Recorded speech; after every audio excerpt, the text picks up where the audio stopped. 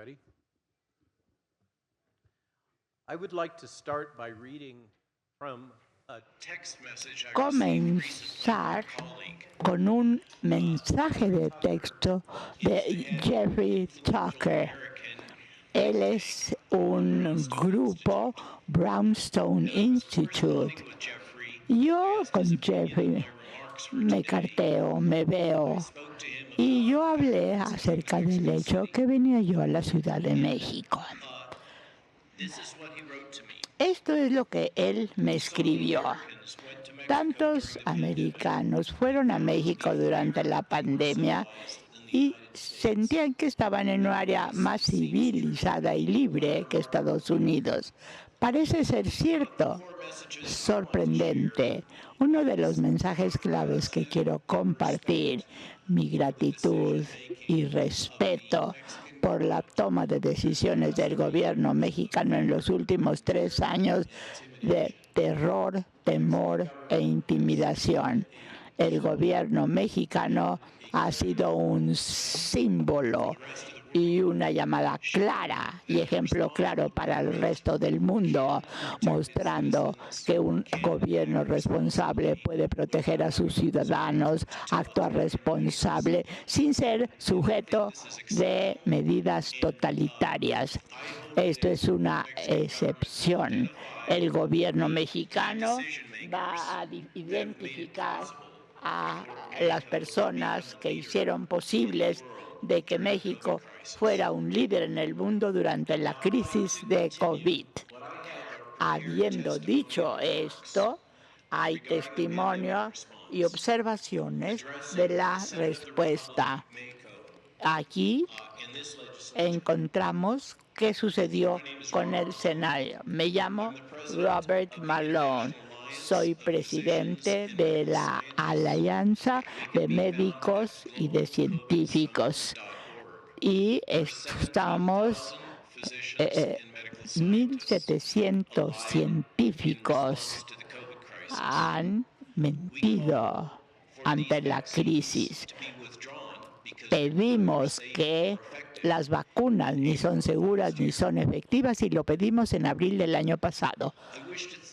Este grupo agradece a Rafael Espinillo por la invitación de participar y el honor de participar en esta importante conferencia. Miembros del Senado, distinguidos asistentes, me llamo Robert Wallace Malone, trabajo en medicina y cirugía en Maryland y graduado de la Universidad Davis de California, la Universidad de San Diego, Northwestern Medical School y la Universidad de Harvard. He trabajado como asistente en cirugía, patólogo en la Universidad de Maryland y servicios en ciencias de la salud. Tengo mi biografía en los diferentes CVs. He pasado mi carrera trabajando en el campo de tecnología médica. Fui el inventor de la vacuna y la tecnología en 1999 y tengo varias patentes en esta área. Trabajo en virología, inmunología, investigación clínica, asuntos médicos, asuntos regulatorios, manejo de proyectos, manejos de propuestas de proyectos y diferentes vacunas. He viajado a la Ciudad de México para hablar con ustedes ante la invitación del doctor Alejandro Díaz Villalobos. Habló acerca de la pandemia y las vacunas y las lecciones aprendidas. Y seguido de los comentarios de mi colega y amigo Steve Hirsch. He trabajado en diferentes respuestas y estudios, SIDA, diferentes tipos y aspectos, estado, influencia, ébola, Zika, SARS y COVID-2. La experiencia incluye desarrollo de productos de vacunas, la fabricación, el cumplimiento normativo y las pruebas, liberación de fabricación y aspectos clínicos. He trabajado para la academia, el gobierno, ayuda en diferentes servicios, en diferentes áreas farmacéuticas, apoyando a los que desarrollan vacunas, investigaciones y contratos y una variedad de diferentes compañías farmacéuticas. Soy una de las pocas gentes que entienden el espectro total de esta industria, desde investigación, desarrollo, innovación, trabajando con el gobierno y con otras ONGs. Todo mi trabajo ha sido apoyado por el Departamento de Defensa. No trabajo ni represento al gobierno americano de ninguna manera. Mis opiniones y mis observaciones son propias, mías. Me interesa trabajar en salud pública, vacunas y desde luego todo lo que tiene que ver con COVID-2. Hago recomendaciones para eventos. Y yo tengo que ver con la respuesta de COVID, la investigación y aspectos que favorezcan a los pacientes. El título de estas ponencias descritas por el Dr. Davis, la respuesta a brotes de enfermedades infecciosas, ha sido el CDC en Estados Unidos, que asesora a las autoridades para que tengan una responsabilidad para manejar las políticas y regular la práctica de medicina. Los brotes y en brotes, la CDC da la información, actualiza datos para médicos, funcionarios públicos y en algunos casos en la Organización Mundial de la Salud. En mi experiencia profesional, los programas de vacunas, la fabricación y el cumplimiento normativo y las pruebas, vemos nosotros que se dividen en grupos de riesgo y grupos etarios. Se analizan las relaciones de beneficios y riesgos. Esto no se ha implementado durante la crisis de COVID. SARS-CoV-19. Nuevas políticas y prácticas han sido implementadas y que algunas han sido eliminadas, estableciendo normas para establecer los datos de la FDA y el Consejo Nacional en cuanto a guía de acciones. Ha habido una falla sistemática para cumplir con las normas bioéticas, incluyendo la 1947, la Convención de Ginebra, la Declaración de Helsinki en 64 y la regla general en Estados Unidos. Aquí vemos estas normas bioéticas. Se basa en la cuestión de amenaza creciente en un laboratorio de coronavirus que fue transmitido a la población en Wuhan, China, en 2019. Este virus, subsecuentemente SARS-CoV-2, navegó por el mundo y fue asociado con niveles moderados de enfermedad, con un marcado riesgo, un riesgo histórico de H2N1 con este tipo de brote.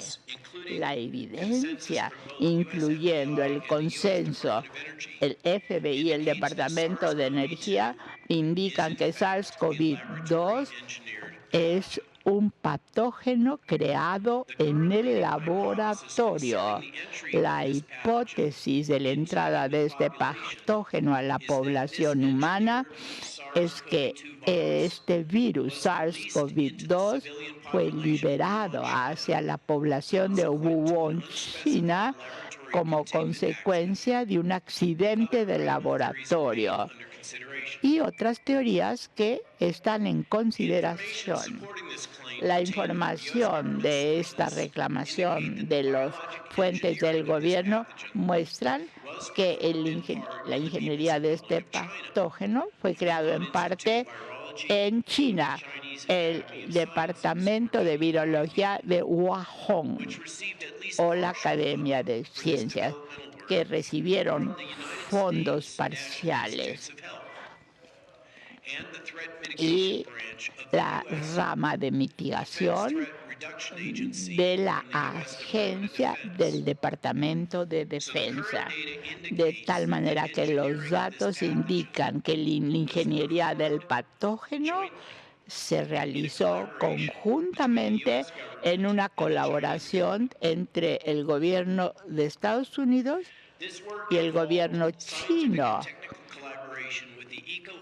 Aquí hay la alianza en una investigación basada con una compañía de investigación, tecnología y transferencia de esta alianza hacia el Instituto Wuhan de Virología.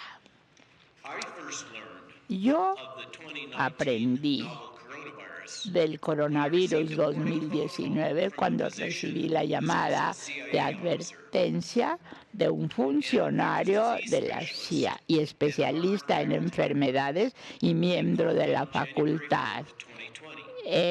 Me habló en 2020. Pidió que hiciera un equipo civil de respuesta para analizar las contramedidas en relación a este tipo de brotes. Preparé una evaluación en estos datos que tenían sesgos debido a la propaganda, iniciándose en China, iniciando la conciencia de que el virus será tremendamente letal. Acá ocultó la amenaza real. Querían crear temor sobre reacciones por diferentes naciones. Mi evaluación es que este tipo de fármacos y vacunas tomaría tiempo considerable en una investigación y desarrollo biológico para ver cuáles eran los fármacos apropiados para tratar esta enfermedad coronavirus. Reuní con grupos de expertos voluntarios para poder ver cómo se trataba aquí la enfermedad. La Secretaría de Defensa colaboró. Entonces, la agencia de Tony Perkins, NIAID, desarrollaron protocolos de tratamiento en Estados Unidos en ventilación mecánica con pacientes con problemas de oxígeno y con el fármaco que se llamaba Remdesivir, puesto por vía intravenosa. Falló debido a su toxicidad tan grande. Se realizó todo de manera no transparente, sin información correcta, bajo la gran influencia de funcionarios gubernamentales que no practicaban la medicina, Anthony Fauci y el doctor Birx. El desarrollo de los productos de la vacuna tenían plataformas como adenovirus y pseudo-ADN, que es un material, producto químico sintetizado, desarrollado del ARN. Esto fue acelerado por el gobierno de Estados Unidos el desarrollo clínico y las prácticas regulatorias fueron descartadas. Una presión de la rama ejecutiva llamada operación acelerada, con la justificación que SARS-CoV-2 representaba una amenaza mundial y amenaza nacional. La oxicloroquina y ivermectina, que estaban disponibles en México, fueron aceleradamente creadas en Estados Unidos y bloqueadas o inhibidas por BARDA y grupos de liderazgo. Y aquí se requería alternativas como elementos para poder dar vías diferentes a un nuevo producto para controlar la vacuna. Aquí la precisión para estas vacunas genéticas que se aplicaban sin tener pruebas apropiadas, sin ser probadas y desde luego con una campaña de propaganda para utilizarlas de una manera agresiva y exhaustiva. 10,000 millones de dólares proporcionados por el gobierno americano. Aquí vemos la campaña de la Organización Mundial de la Salud. Las variantes de SARS-2 iban a sobrepasar las respuestas. Repetida y progresivamente surgieron en la población, comenzando con problemas en un feto y respuestas nocivas.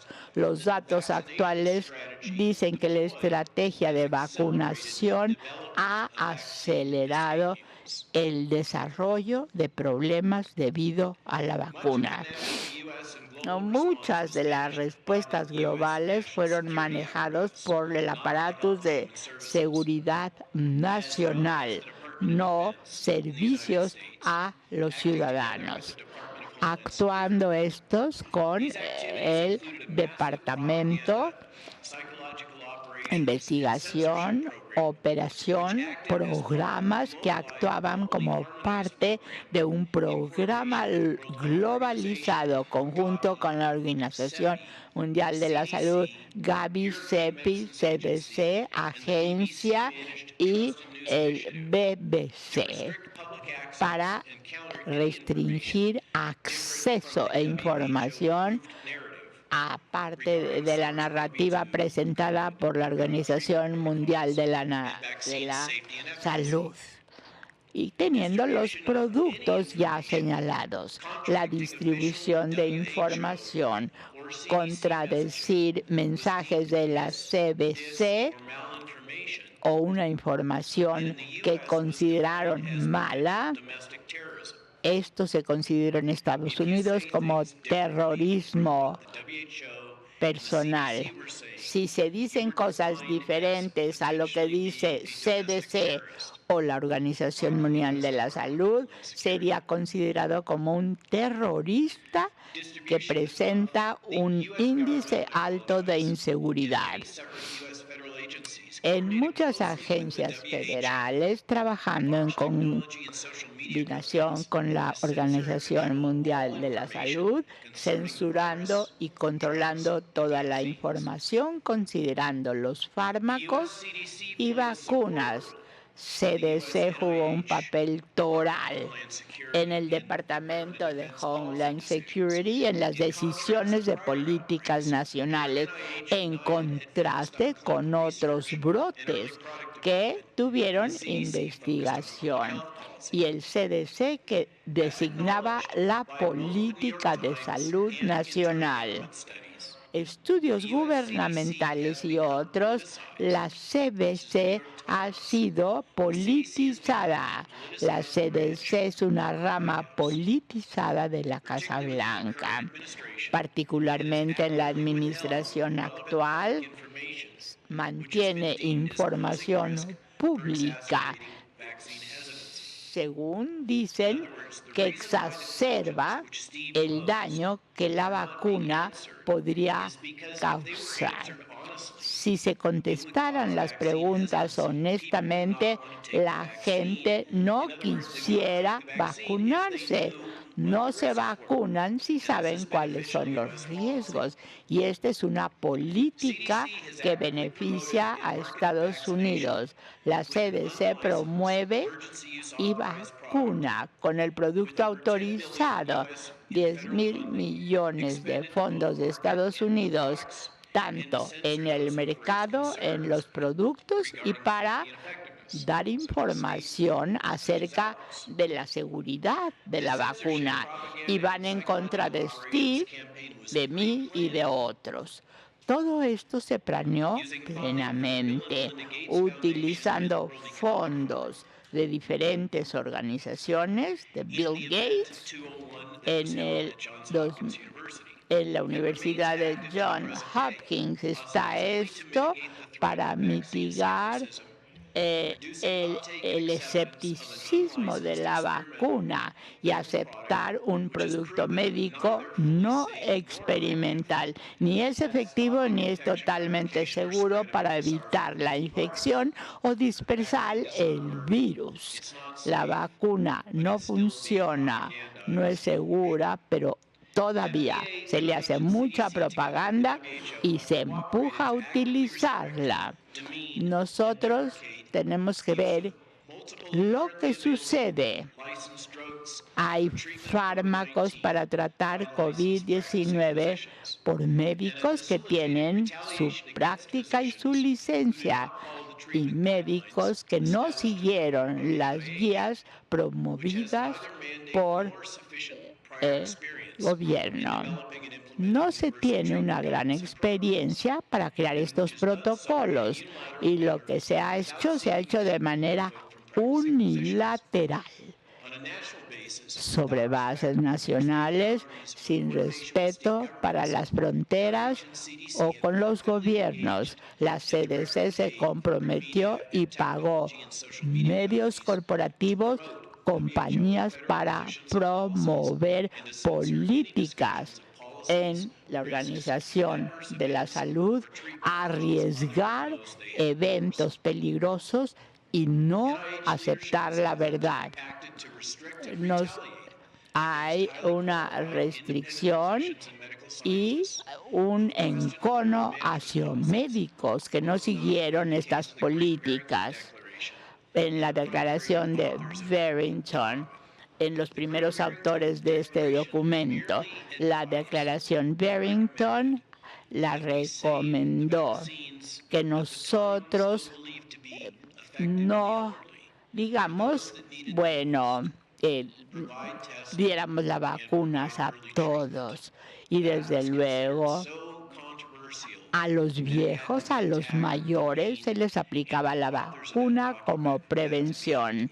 Ese documento que fue redactado por todas estas gentes fue nefasto.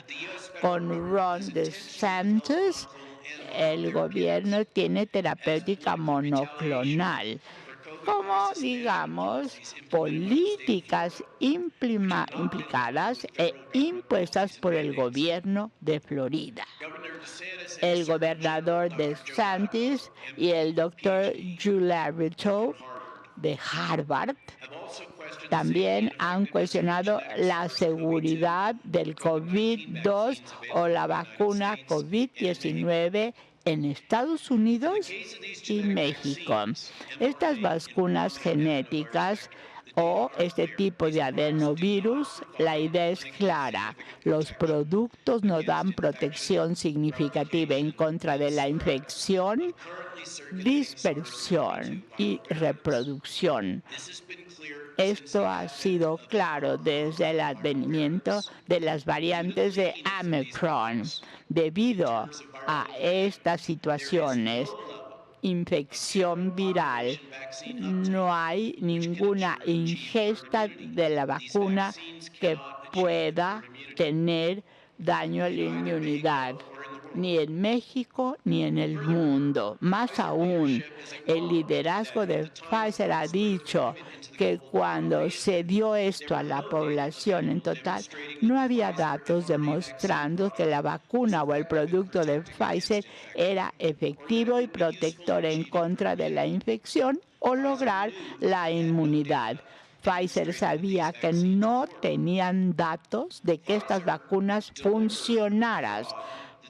Pfizer hizo el fraude que el gobierno americano les compró, un argumento que ellos señalaron una y otra vez y no son responsables del fraude que ocurrió y lo que quería el gobierno de Estados Unidos que se transmitiera. En el último año, la existencia del riesgo inmunológico de la vacuna ha sido claramente mostrado en las vacunas de COVID. Equipos de investigación en todo el mundo en el ámbito médico. En parte el fenómeno ha continuado con la administración continua de las vacunas, teniendo un antígeno de la cepa de Wuhan de SARS-CoV-2 que ya ha evolucionado. Y encontramos que tenemos variables resistentes y continúan administrando la vacuna. Y si esto se hace, enfocar los sistemas inmunes de su población, de la gente de México, si han tenido estas vacunas y están en base de un virus que no existió, daña el sistema inmune, protegiendo al individuo de los virus circulantes actuales. Conjuntamente con estos hallazgos, datos de la clínica de Cleveland demostró que la mayor dosis de estas vacunas se administró al paciente. El paciente va a tener problemas significativos, estar en el hospital o morir.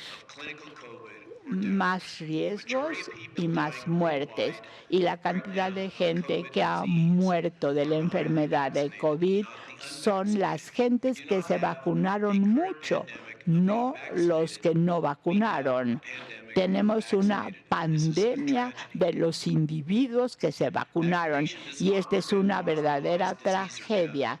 No tiene ningún dato y encontramos que aquí aumenta el riesgo de los hospitalizados. Las vacunas de refuerzo presentan un daño clínico. Yo lo predije cuando hablé frente al Senado de Texas en el verano pasado. El Reino Unido ha suspendido el uso de estas vacunas. El gobierno holandés ha detenido las vacunas en gente menos de 50. El gobierno polaco detuvo el uso de estas vacunas. Gobiernos en todo el mundo se están levantando y están reconociendo este tipo de acción con la población. El gobierno mexicano estaría en sus derechos y en sus datos el considerar ciertas vacunas deben de estar disponibles para la población mexicana. Los datos indican que no están ayudando la salud de su gente, los mexicanos, los están dañando. Vemos estos productos porque estas vacunas no provienen. A pesar de pruebas adecuadas durante estas etapas clínicas, los riesgos son más claros, tal como se mencionó. Los cálculos de la incidencia de un daño al corazón, miocarditis y pericarditis en jóvenes hombres. Son un caso por 2.000 dosis de vacuna. Es significativo, con el riesgo de que cada gente, cada hijo, cada joven hombre, cada hijas, cada mujeres son vacunadas una y otra vez, hay aumento de miocarditis y pericarditis. Aquí hay daño al corazón. La lista de daños clínicas en relación a estas vacunas es muy larga, ya fue revisada, incluyendo una muerte súbita, problemas en la sangre y desde luego riesgos en sus mujeres en edad de reproducción, riesgos que se van a alcanzar al futuro. Alteraciones de la menstruación, y ha sido negado, pero ahora ha sido aceptado. Pero de acuerdo a un ejecutivo de Pfizer involucrado en las estrategias de vacunas para Pfizer, daño a la zona hipotalámica y a subadrenal, al sistema endocrino, y pueden causar irregularidades menstruales en mujeres, y esto se puede detectar fácilmente.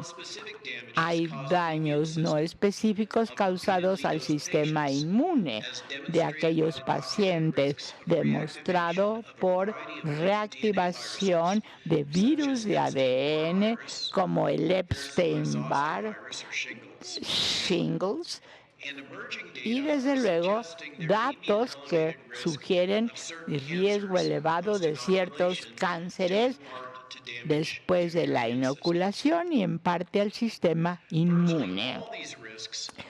Todos estos riesgos tienen que ver con una infección viral. Tenemos que ver esto.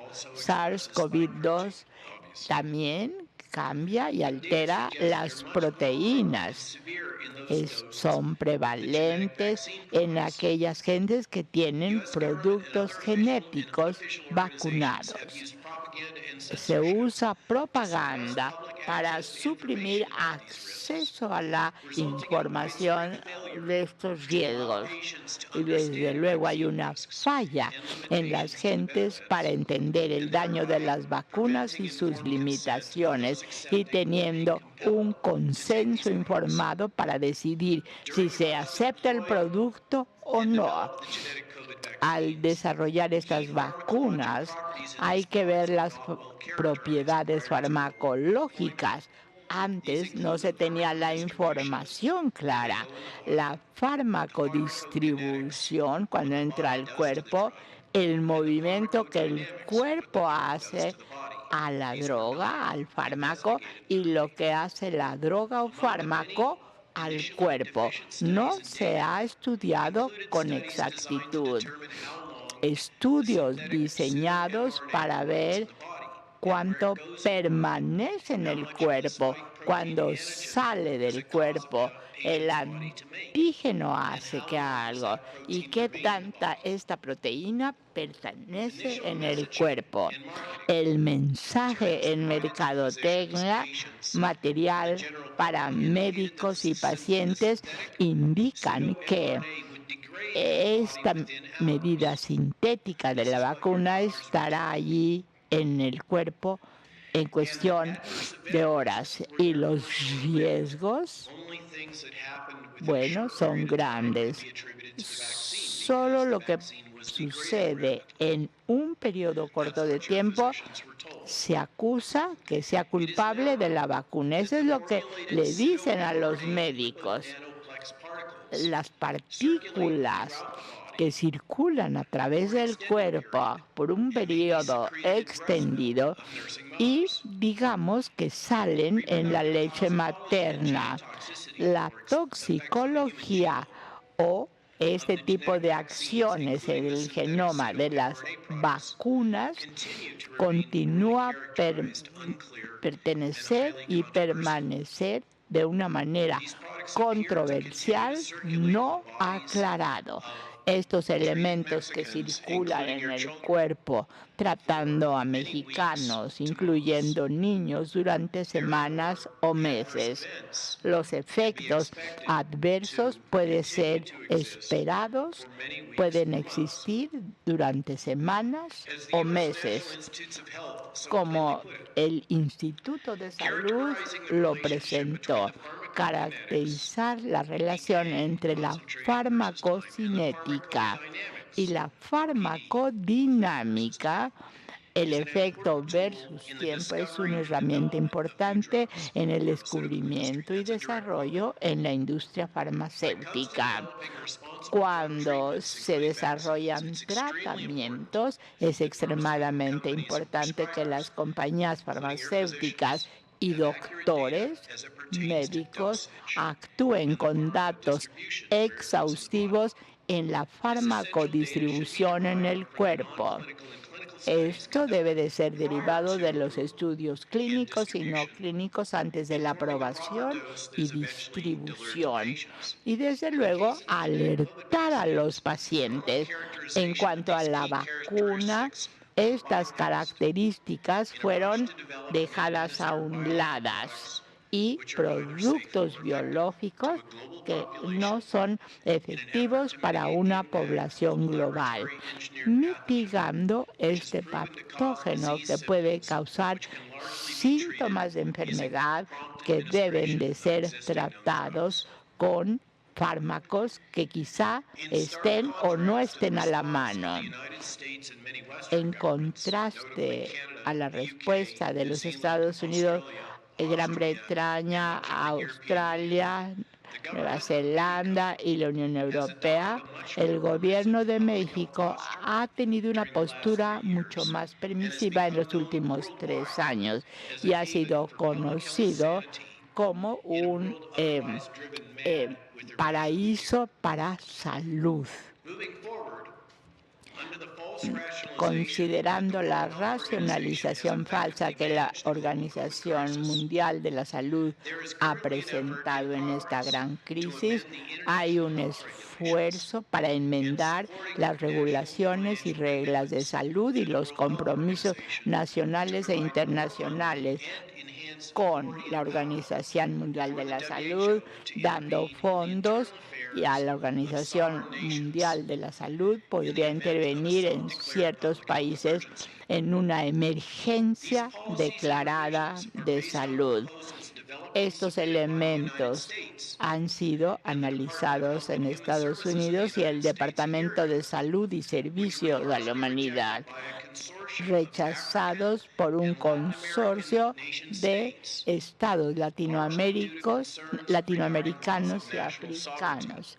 Algunos han perdido esta soberanía y autoridad, de tal manera que acciones deben de tomarse para una discusión posterior y modificaciones están en progreso desde ayer en la Organización Mundial de la Salud.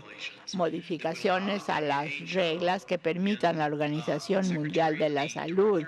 El secretario, el señor Ted Rose, declarar emergencias y declarar las políticas que México debe de aplicar. Y si México no cumple con lo que el director general les dice que hagan, la amenaza es que las organizaciones de comercio internacional van a ser utilizadas para analizar el Estado de México por no cumplir con las directivas de la Organización Mundial de la Salud. Esto está en juego ahora. La intención es que estas modificaciones van a soportar el peso de este tratado y van a tener que apoyar y forzar a cumplir, aunque, digamos, ustedes tengan la oportunidad o no de analizar esto. la nación soberana de México en el manejo de la crisis de COVID demuestra que no está en el interés ya sea de México o de otra nación soberana de ver el control nacional de salud, la Organización Mundial de la Salud, PAHO o cualquier otro grupo en este momento. Este gobierno de Estados Unidos y la reacción a la crisis de COVID y otras enfermedades en el pasado describen que ni los Estados Unidos ni la Organización Mundial de la Salud tienen las capacidades de considerar la soberanía en cuanto a estas organizaciones. En contraste, en la crisis de COVID, México demostró una madurez y un equilibrio sorprendente. Las personas son responsables de dirigir a las personas de salud en México y México debe de continuar manteniendo su historia de soberanía nacional, madurez y una razón adecuada en este tipo de eventos. Les agradezco la atención y les agradezco que me den la oportunidad de hablar de estos temas tan sensibles e importantes.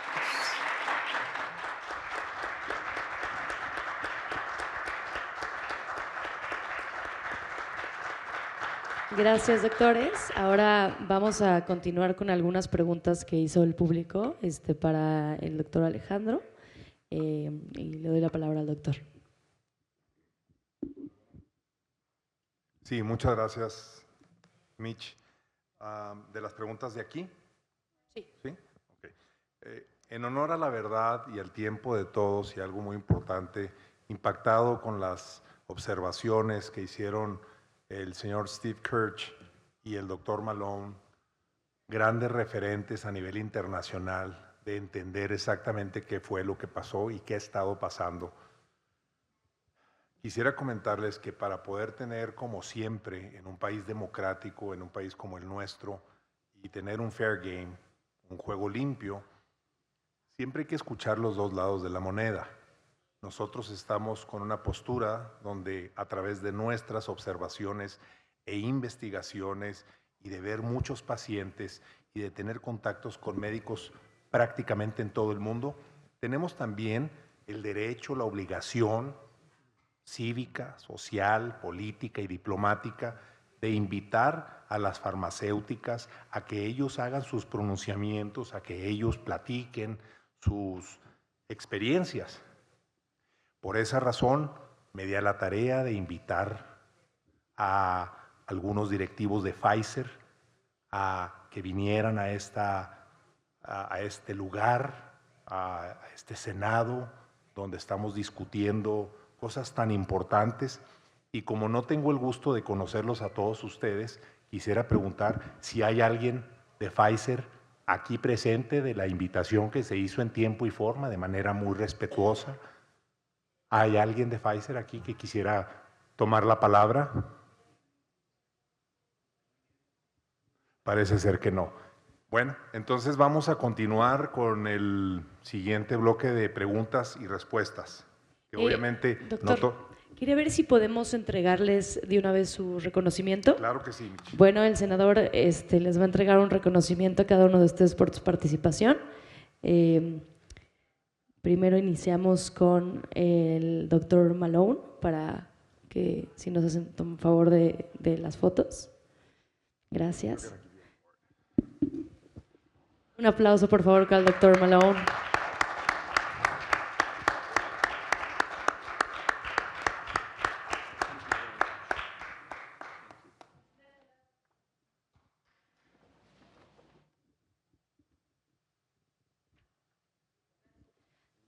A Steve Kirch, por favor.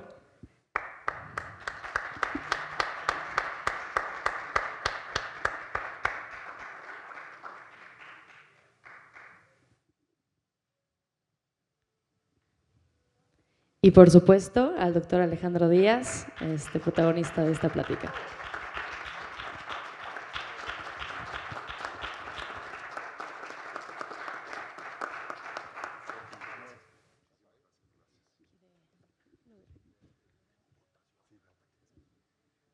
Como sabemos que el tiempo apremia y todo el mundo tiene muchas cosas que hacer, obviamente les agradecemos a todos y cada uno de ustedes que vinieron, porque el tiempo es muy valioso y pudieron haber estado en otro lugar, pero decidieron estar aquí. Entonces vamos a hacer un par de preguntas nada más. ¿Ah, sí? Ok. Una de las preguntas es, las enfermedades, y obviamente esto es para los tres, ¿las enfermedades crónico-degenerativas aceleran la mortalidad por la vacuna? ¿Los efectos serán a largo plazo? Si me permiten iniciar con esa respuesta, que sé que mis compañeros y amigos van a complementar. La respuesta es sí. De hecho, la inmensa mayoría de las personas que se enfermaron de manera grave de COVID-19 eran personas en diferentes latitudes del mundo que tenían problemas de enfermedades preexistentes, comorbilidades, desde sobrepeso, obesidad, síndrome metabólico, diabetes, hipertensión, fumadores, etcétera, etcétera. Y obviamente ese grupo de pacientes desafortunadamente fue el grupo que más sufrió durante la enfermedad. ¿Qué nos enseñó al final del día esta terrible pandemia que cambió el curso de la vida y que será un lugar y un tiempo y un espacio para recordar por siempre? Lo que nos demostró a nivel global es que los servicios de salud globales fallaron, pero no fallaron en el momento, sino venían fallando desde hace mucho tiempo, porque desafortunadamente no le hemos apostado a la salud, no le hemos apostado a la prevención, y por esa razón tanta gente sufrió y desafortunadamente hay tantas sillas vacías en nuestra sociedad, tanta gente que desafortunadamente perdió la vida por esta terrible enfermedad. Esa sería la respuesta. Yo no sé si el doctor Malone o Steve Kirch quisieran comentar algo al respecto de esa pregunta.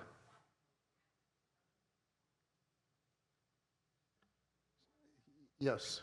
So we have evidence of people. Tenemos evidencia de gente que recibió la vacuna, un año después está sufriendo y puede morir.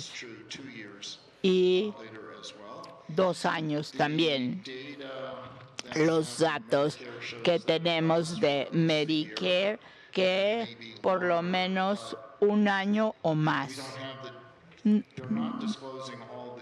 No tenemos todos los datos a la mano. He obtenido datos del Medicare, pero nosotros tenemos los datos, pero no van a liberar los datos. No sé por qué no quieren liberar los datos, porque es tan seguro y efectivo. Por alguna razón no lo hacen y no lo sé. Cuando liberen esos datos, con gusto contestaré de una manera eficiente la pregunta. Nosotros sabemos que la miocarditis y pericarditis asociada con la vacuna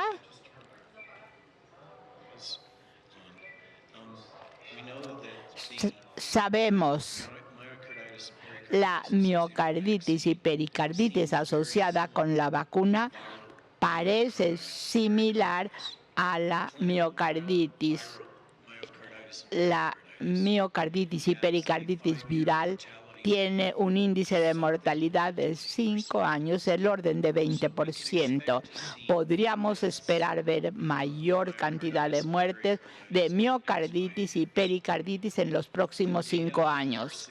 Los datos están sugiriendo que puede haber un riesgo de cáncer mayor, y como profesor, el doctor Montagnier advirtió antes de su muerte que aparece una evidencia apoyando que existen apariciones del cerebro por ejemplo, encefalopatía espongiforme, que están relacionados con la vacuna.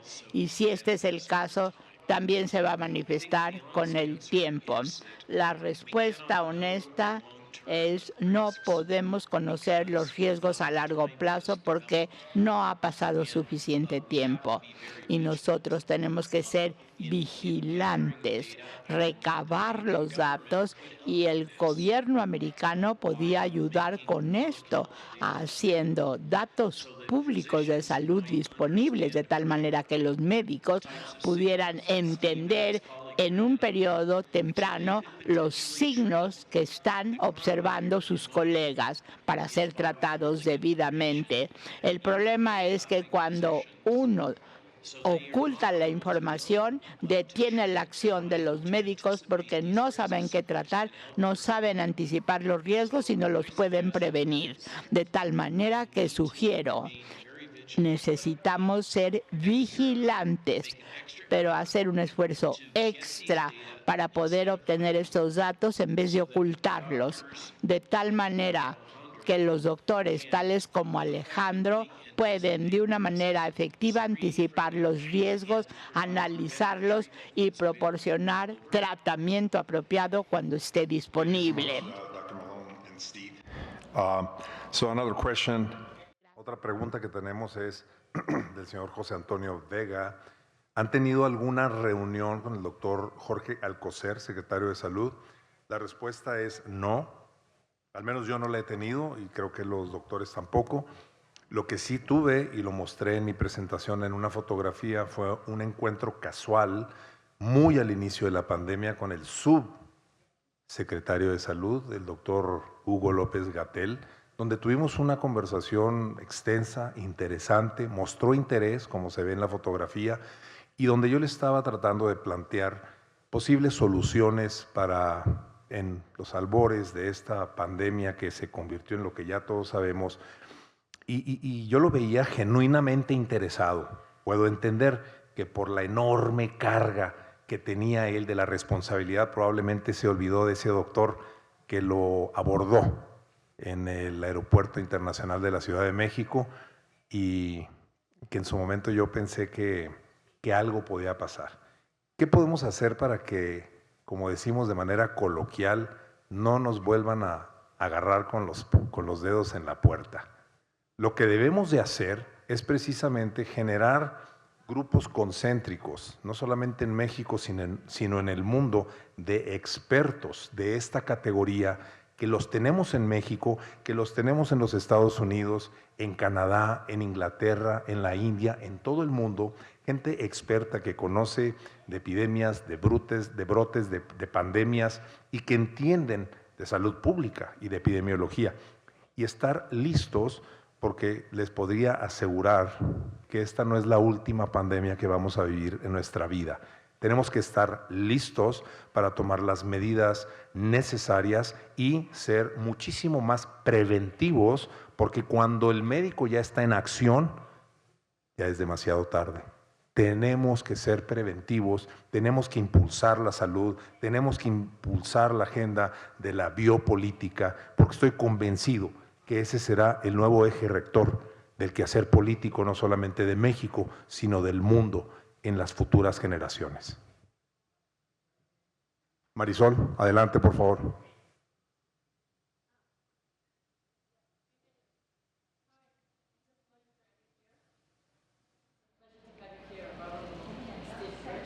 Thank you for organizing this. My question is this: does shedding actually? Oh, can you hear me? Oh, yeah. I'm wondering about the shedding. Can someone vaccinated transmit the spike protein to someone that's not vaccinated? What do you guys think? So that question keeps getting asked. Yes. We have data in breast milk demonstrating that the spike protein can be transferred in breast milk. Breast is a modified sweat gland. Therefore, it's reasonable to inferir que la proteína de spike puede ser también compartida en el sudor. de la persona. Nosotros sabemos que vesículas diminutas que están en la sangre continúan persistiendo por periodos de tiempo largos, exosomas, hasta 4 meses con proteína adentro. Los exosomas están en nuestra respiración, que viene de los pulmones. No sabemos si tienen proteína o algún otro tipo de fórmula. Fácilmente saber esa investigación que se puede efectuar muy fácilmente, pero la respuesta es que no sé si se ha hecho esta investigación. Este es otro ejemplo de la deficiencia de los cuerpos u organismos regulatorios que permiten que estos productos estén ahí cuando un producto, una vacuna puede ser requerida para tener este tipo de estudios. Este es otro ejemplo de la falla de la agencia regulatoria, forzando a las compañías farmacéuticas a hacer lo que en el pasado ha sido ordenado. No puedo contestar la pregunta suya más que de una manera muy indirecta.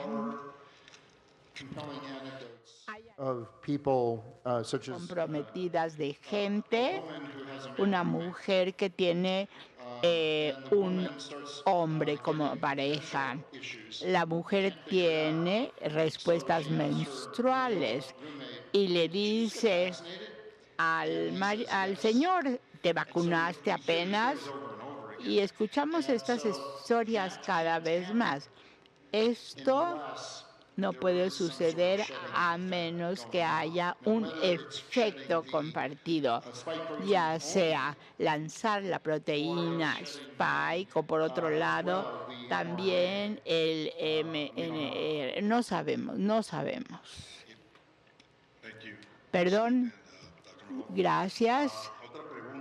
Another question. Muy interesante.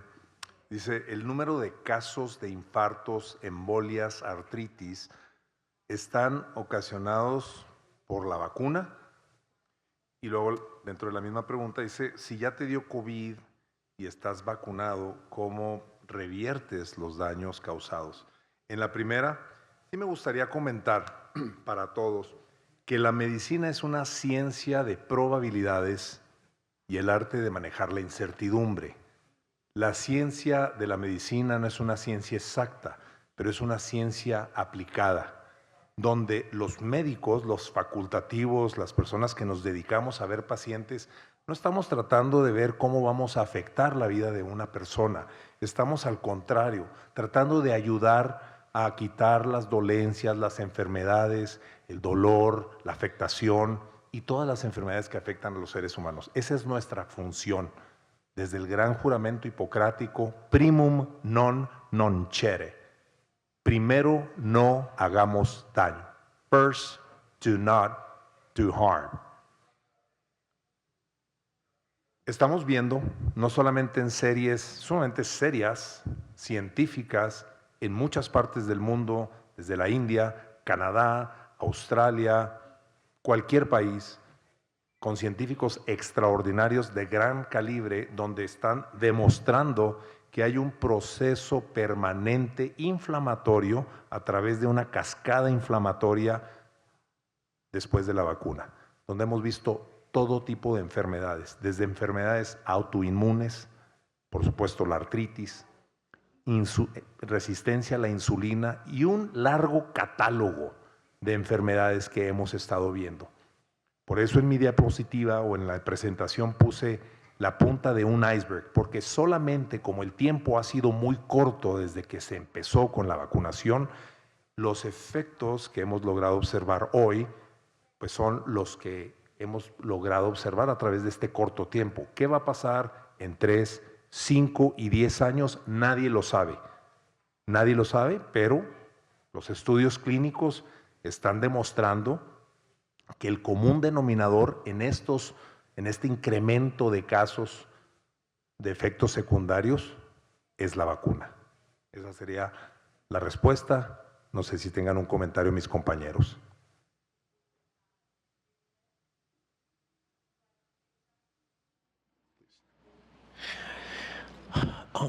The question involved La pregunta involucrada los problemas de